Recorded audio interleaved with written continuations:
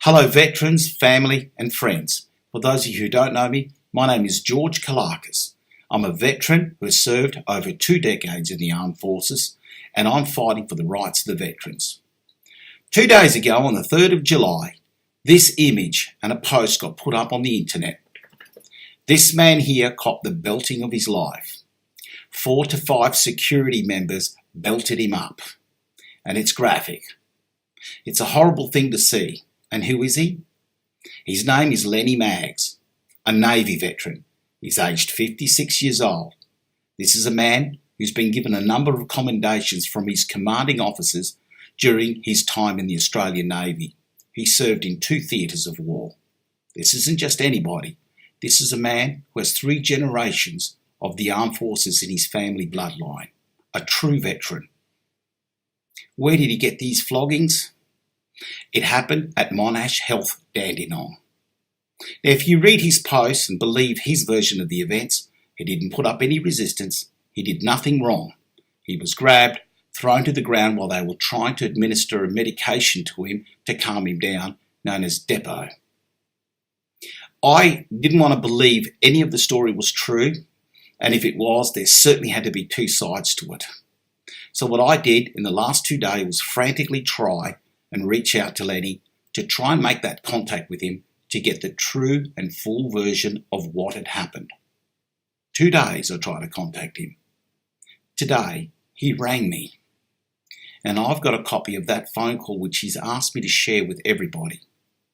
If you're a veteran, anywhere in Australia, young or old, this video should make you angry, because it's made me very angry.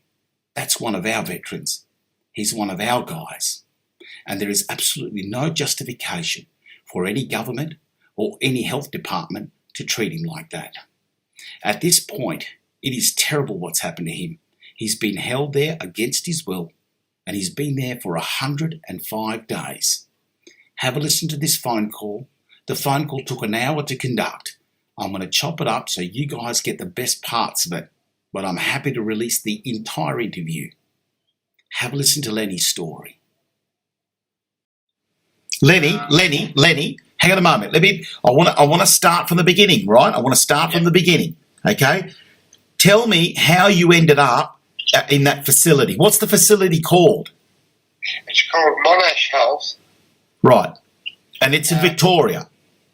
Dandenong, Victoria. Dandenong, Victoria, right. Okay, so how did you end up there, Lenny?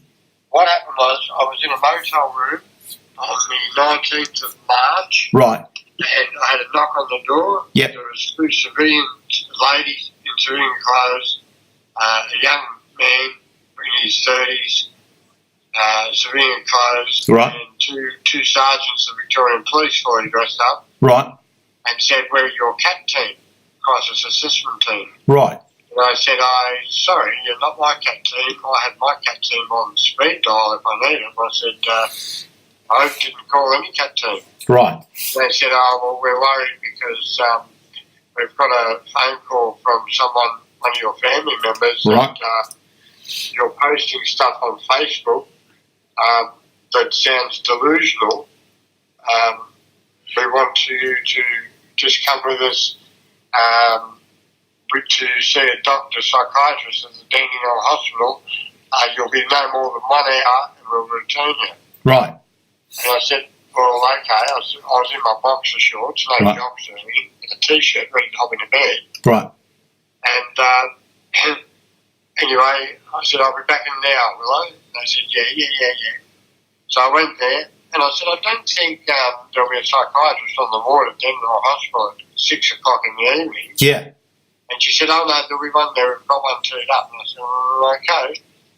I got there. There was no psychiatrist, and they said, "You'll have to stay here for 24 hours or till tomorrow." And I said, "Well, I don't want to." And she said, "Too late. I've already signed an MH101 order under the condition that you're delusional because you say that you've got correspondence, letters from the Queen and pictures of you and Prime Ministers and Chief of Defence and this. You're delusional." Lenny, is any of that true? Yeah, I've got the copies of them here, mate. A copy from the Queen 2 years ago saying how proud she was of me, of learning about my career serving on Her Majesty's ships. Yep. And thanked me for the beautiful letter from Buckingham Palace. With any of your posts that you put up, these posts that they're referring to, were any of the posts confrontational? Were you threatening anyone? No, not at all. No threats. Okay, and you know what? Quite frankly, Lenny, who gives a shit if I turned around and put in there that Donald Trump wrote me a fucking letter? Does that mean I've got to get locked up without any goddamn civil rights? Anyway, mate, so they've now locked you up. Facebook didn't even ban me or didn't say nothing. Well, why would they ban you, for heaven's sake? Who gives a shit? They said because no one gets letters from the Queen and, you don't hang around Prime Minister. I said, well, I do, and I've got the photos and letters and everything. I'll show you. I've since shown them. I've got them right in front of me here. I'm actually touching the letter from the Queen. Right in front of me because I noticed on your Facebook you uploaded a whole bunch of photographs of documents, letters and stuff like that. Is that letter one of them? I've got 2 Admiral's commendations. I've got the Australian Active Service Medal Class Middle East, Australian Active Service Medal Class Kuwait, the Australian Service Medal, the Australian Defence Medal, Kuwait Liberation Medal, Liberation from Kuwait Medal, and 2 Flag Officers' Commendations. Right, so there's no doubt about it, right? You certainly got a history with the Defence Force. I saw it myself. Yeah. Copies are available. I can see them. All right, so after 6 days, they've even cited the evidence that you were bloody talking about. Now what happens? They didn't care. They put me on a 28-day order. As soon as the 24-hour order, the 101, was up, they put me on a MH110 order, which is a 28-day order. Right. Which I ended up staying there for 2 months. Yeah, 2 months? 2 months there.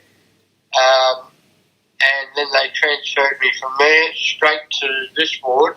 Right. And so far it's day 105. And there's no charges, there's nothing. I said, what have I done wrong? Yeah. They said, oh, you've done nothing wrong. Right. I said, well, why am I locked up?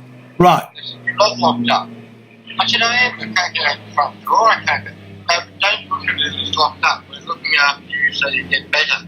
Right. I said, better from what? I said, I've done nothing wrong. I mean, it's perfect to me.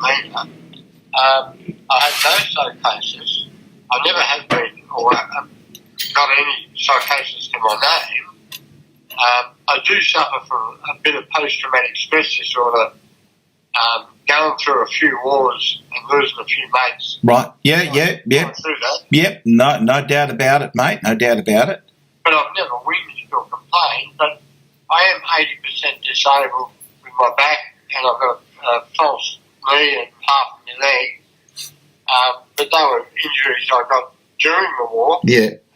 And Navy put their hand up and said, yeah, you're written off 80% disabled. Right.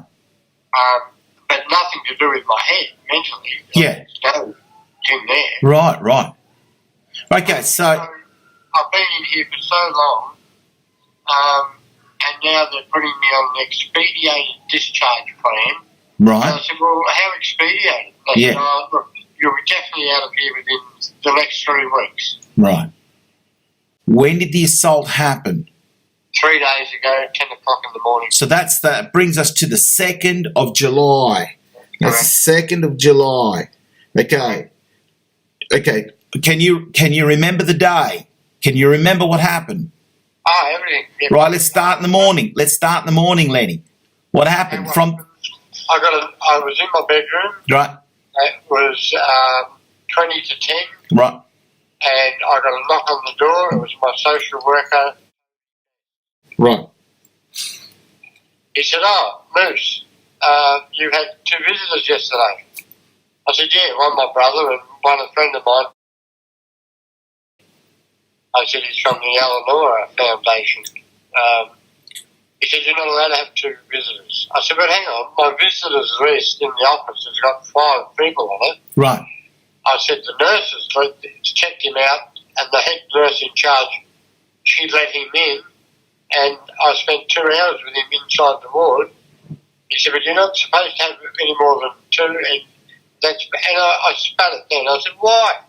I said, everyone else in here is allowed to have as many bloody people as they like. I said, why am I only allowed to have one person, my brother Gary, and no one else? Mm. And he said, I don't know, it's just what... That's the policy. Yeah, the Victorian Fixated Threat Assessment Centre has got on me, no one else. And I said, this is bullshit. And I said, the other thing is, me being in here for 105 days with no charges, no self-harm, no threat to others, doing nothing wrong, nothing. I said, it's totally illegal. And I went, it was only 20 foot from my bedroom. I went to my bedroom and I slammed my bedroom door shut. Yeah. And then I wanted to go down to get a cup of coffee. So I go down to get a cup of coffee, and there's 6 or 7 security guards there and nurses holding a syringe saying, we want to inject you to calm you down. Right. I said, I'm calm. I said, it's sweet. And they said, no, we're going to inject you. I said, I don't need an injection. I said, it's all over. Hang on a moment. Lenny, let me ask you a question. Have this injection they're about to put into you, have you been shot with that injection before? Yes, I have. You have. And so you know what this injection is? Yeah, it's called a depot, D-E-P-O-T, right. Depot injection. Right, and what does that depot injection do? Is it quite fast acting? Tell me what it does. It's pretty slow acting, but it's supposed to calm you down. But I've asked for it before. Yeah. When I've had anxiety. Right. Hello. No, I'm sorry, I'm on the phone. Okay, thank you. Sorry, mate. That's okay, mate. No, that's all right. Are you sure you're not... Lenny, do you want to go to your meeting? I can call you the moment you're back, mate. No. This is a meeting it's just a ward meeting to see if we can fix anything in the ward. Right. The coffee or... Yeah, righto. The coffee. You might want to fix the security. That's what you might want to fix. Okay, Lenny, so you've gone in to get coffee. The staff and security are there waiting to give you some depot. Yeah, and I said, if I take the injection, am I still allowed to go out on my smoke break? And she said, no. And I said, well, I don't need the injection. I said, as you can see, I'm perfectly calm. I said, there's no problem. And she said, no, well, we think you should because you slammed your door shut. I said, that was, 20 minutes ago. Right.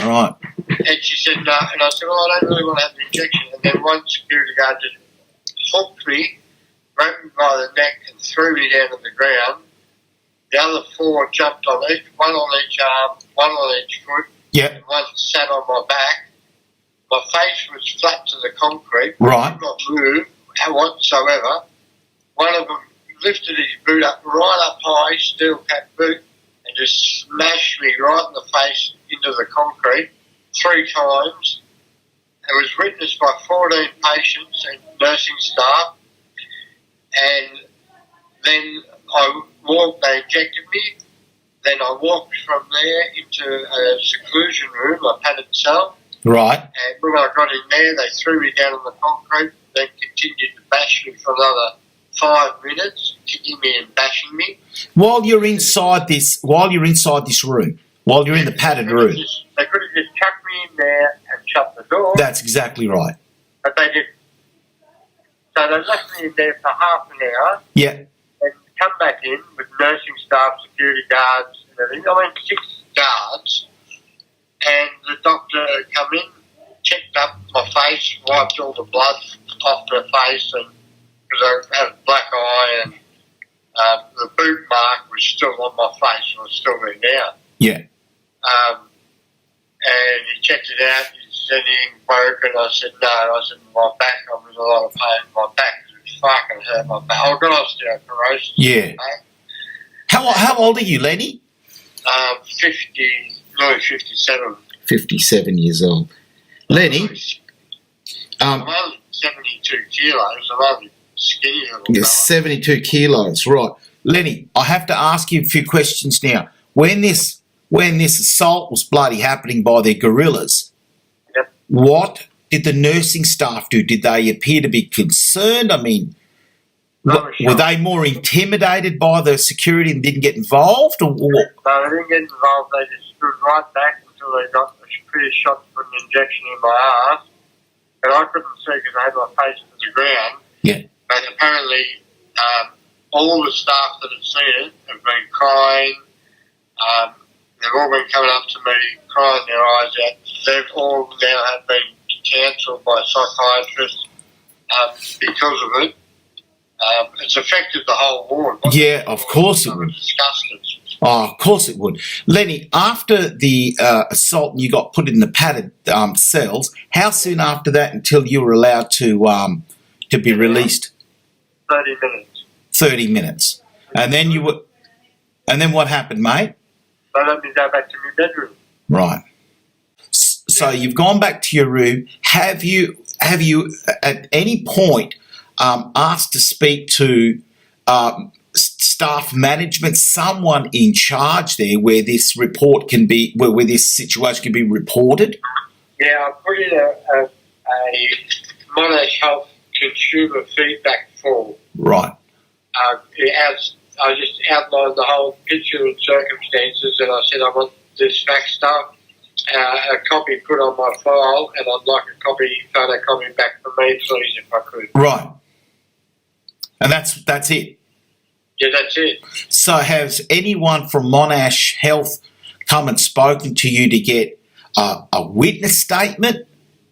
No, not at all. So the security guards come out yesterday. Yeah. About 8 of them. Right. The one that's fully tattooed all up his neck, his arms, his hands, his fingers. The one that stomped on my face. Yeah. Looked at me, put his middle finger up to me, and started laughing his head off at me. And they all had a big joke. And I felt intimidated because I was by myself behind a tree. Yeah, and also the fact that you're bloody nearly 60 years old. How old is this dickhead? He's only young. He's only bloody 30. Yeah, fucking dickhead. A fucking dickhead. You see this sort of shit happen in King Street, Melbourne, with a bouncer. You don't see this happen. This is supposed to be a fucking care unit, mate. Exactly right, mate. Exactly right. Exactly right. All right. Where? Fuck back. I've got one leg. My hearing's gone. My eyesight's gone. Psychiatrist in Victoria just rang me up and said she's had an emergency meeting with the chief psychiatrist, and she said she is not happy. They've just found out exactly what went down, that I did not strike out at anyone, and my behaviour was exemplary, and heads are going to roll. Look, Lenny, my opinion is this.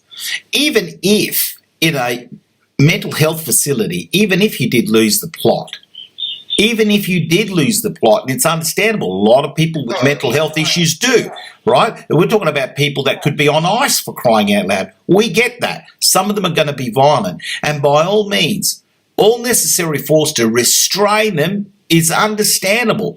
But when you're stomping on people, when you're intimidating them and giving them the finger, when you stopped on me, I was held down. My face and everything was on the ground. I was in absolutely zero emotion, head down, and I saw him lift his head up, 10 foot up, and his knees so high, and all I could see is this big black steel cap boot smashed down on my head so fucking hard, mate, you wouldn't believe. And I couldn't move or get away from it, and then he did it again, and then he did it again, 3 times. And then when he got me in seclusion, he just kicked the shit out of me and punched the shit out of me while I was on the ground, while the other ones held me. Listen, mate, I'm shocked. I have seen your photos that you posted being reposted thousands of times all over Facebook. So if I was the authorities, I'd be very, very seriously thinking about sorting this out within minutes, not fucking 72 hours later. You get a phone call from some independent psychology department. 72 hours is unacceptable. I mean, at this point, you still can't leave. Is that right? Yep, you're spot on. And I was supposed to have a meeting, my scheduled Thursday meeting with the psychiatrist yesterday, But I got a message back saying, "Oh, sorry, Moose. He's a bit busy today. He'll catch up with you in the next few days." And I said, "I'm sorry, but after what just happened, I think I should take precedence." Yeah, I would imagine. Prioritise things. I would imagine you should. One of the nurses just come up to me about an hour ago and said, "He's the head nurse in charge, and he's the head nurse in charge of the whole administration here." He said, "Listen, don't say this to anyone." He said, "But they are in fucking full damage control." Of course they would be. They are shitting themselves. Of course they would be. Of course they would be. For heaven's sake, man. Of course they would be. They said, for one, you shouldn't be here 105 days. They legally have no legal grounds to hold you, and they have. Now you've been brutally assaulted. You didn't hit out at anyone. There's witnesses to say that you were compliant in every way, and now all the inpatients, everyone has been cancelled because they're all coming up crying to me, mate. Mm.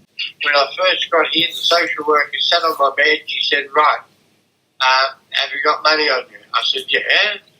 She said, and I thought she wanted me to look after it. Mm. She said, "How much you got?" And I said, I've got $1,200 on me." Right. She said, "Well, give me $710 now." I said, "Oh, what for?" "What, to look after it?" She said, "No, it's $710 here to stay a fortnight." A fortnight? What? She said, "Yes, 70%. I said, "What, of my disabled war service pension? Yeah. You're going to charge me 70% to stay incarcerated?" I said, "Even in bloody jail you get paid." And she said, "Sorry, you got no say in it. I'm taking $710, hand it over now." And I said, "No, I'm not." She said, "Hey, you've got to hand it over." I said, "What? I won't be able to stay here." She said, "No, you'll be staying here, but you'll be paying." If you didn't have post-traumatic stress disorder, you'd have it now. You wouldn't be able to sleep now because all you can see is that fucking boot stomping on you. You know? No, that's all I see. That's all I see in my head is the boot coming down on my head. And when it hit me the first time and it just smashed me up against the concrete floor, I thought, fuck, that hurt, but it didn't hurt. I thought, that's over. And then he just did it again and again. And I think because I was in so much shock, it didn't really hurt that much at the time. But the next day it hurt. The next day it fucking really hurt. Today I'm in so much fucking pain. My back is fucked. My knee is swollen up 4 times the size. And now I'm hurt because now my leave's been stopped because the nurses let someone else in to visit me. Now I get punished. And you know, and I look back now, I look at myself in the mirror.